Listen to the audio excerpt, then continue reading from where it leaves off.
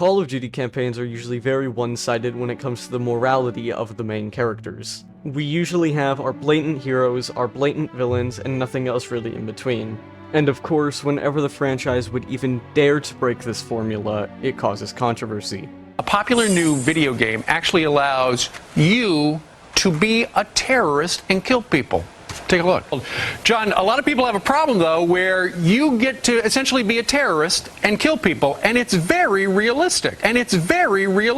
The only game in the franchise that I can think of off the top of my head that dedicated itself to moral complexity was World at War. Specifically the Soviet campaign. The American campaign has similar themes, but nowhere to the same extent. The worst things I can remember the Americans doing is using a flamethrower. The Americans are very highly favored over the Japanese in the Pacific campaign. And obviously that is completely fine. The Japanese were not very good people during the Second World War, and don't forget they were an Axis power. The American campaign is obviously still an absolute blast to play through, but it lacks a lot of the complexity that the Russian campaign does. In fact, I should probably just tell you what it's about instead of ranting about it.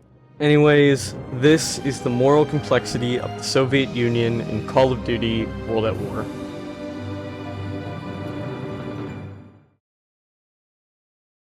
For days, I have crept through shadows like a rat. This place, once echoed with conversations of friends and lovers, no longer. Mark my words, comrade.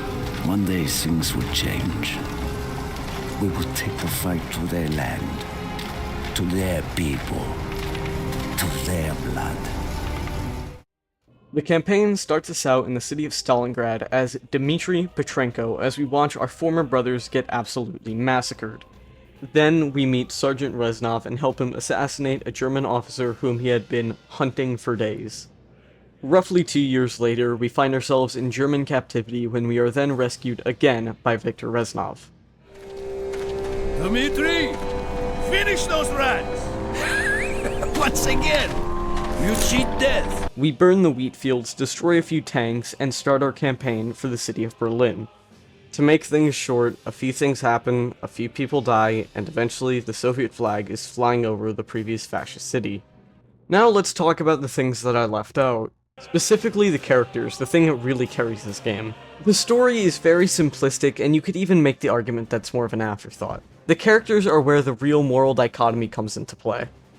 The main characters I'll be mentioning are Reznov, Chernov, and Dmitry. Reznov is someone with very little compassion or mercy to anyone except his own.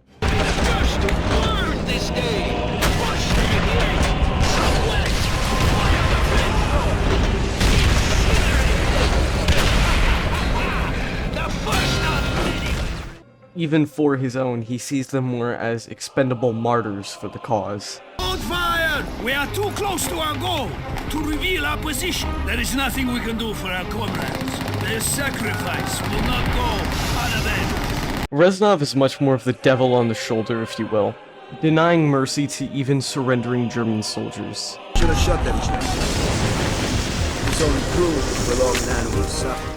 Now the angel on the shoulder, if you will, Chernov. Chernov believes the Red Army to be cruel and that the German soldiers deserve more mercy and sympathy. Chernov! I am not hearing gunshots. There is no point, Sergeant. They are already bleeding to death. Then maybe our friend will help them bleed faster. Töten Sie mich nicht! He wants mercy. You do not deserve mercy. What mercy did you show to our to die. Wait! He may help. Help us. He can die for us. Mudak! This is not war. This is murder. This is how you end a war, Chernov! Then there's Dmitry. Dmitry can really be whoever you want him to be. He can either be a brutal killer like Reznov or a mercy-filled soldier like Chernov. This will even affect the ending that you get. April 30th, 1945. When he first spoke of Dmitri, Reznov told tales of a hero. Someone we should all aspire to be like. His bravery on the battlefield is beyond question, but he has also shown mercy amidst the brutality of the Red Army. He is indeed a hero. At times, I have seen him show mercy, and at others act with complete brutality. I do not understand him, Perhaps heroes need not question their actions. His merciless brutality defines him only as a savage, just like the rest of the Red Army. He is no hero. The events that make up Dimitri's morality are as follows. Deciding to help your comrades or go for the German officer in vendetta. Deciding to spare or kill the Germans at the beginning of their land, their blood. And finally, deciding to give a quick or slow death to the surrendering Germans in eviction. Again, all of these small decisions will change what Chernov writes about you in his book. You are Dimitri, and you have to decide if killing your problems is really the way to fix them. The sad thing is your hand is still usually forced. It doesn't really matter if you help your fellow soldiers because they'll probably just die another time.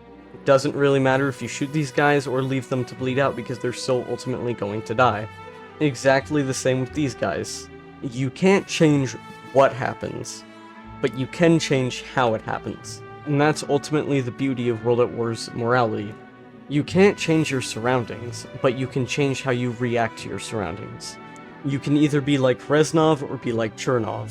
Both sides, from a certain point of view, could technically be correct. Don't forget who you're fighting here. You're fighting Nazi Germany, one of the most evil factions in human history. So you have to make the decision of whether you should stoop down to their level and avenge your fallen brothers, or have a moral high ground, though there are heavy consequences for the former. I want to show you something real quick. In Their Land, Their Blood, which I have already showed you, you can kill the 2 German soldiers. These soldiers are completely unarmed and harmless and cannot defend themselves. Does that remind you of anything? Here's another example. In this scene, which I've already showed you, they are harming and about to kill an unarmed German soldier who cannot defend himself. Keep in mind he is trying to surrender at this time. Here's one more example, which again I have already showed you. You or your companions, depending on what you choose, execute a small band of German soldiers who are unarmed, defenseless, harmless, and trying to surrender. I ask you once more, does this remind you of anything? This is the opening of Vendetta. Think about it. 2 unarmed, defenseless, helpless, harmless Soviet soldiers getting shot by a Nazi. Flag may be different, but the methods are the same. If you notice, in the same mission in which we kill the 2 soldiers, we can find a dead Soviet body with a rifle attached to it. This wasn't done on accident. Again, flag may be different, methods are the same. In a quest for revenge and trying to take down the German Reich, we have arguably become no better than the German Reich. In fact, when it comes to this style of execution, the Soviets have more blood on their hands. So, who is the real villain of World at War? Nobody. We are an evil faction fighting another evil faction. This is not a black and white conflict, this is as gray as it gets. In retaliation to evil, we have become evil. As a first rule of thumb, therefore, you can tell a true war story by its absolute and uncompromising allegiance to obscenity and evil.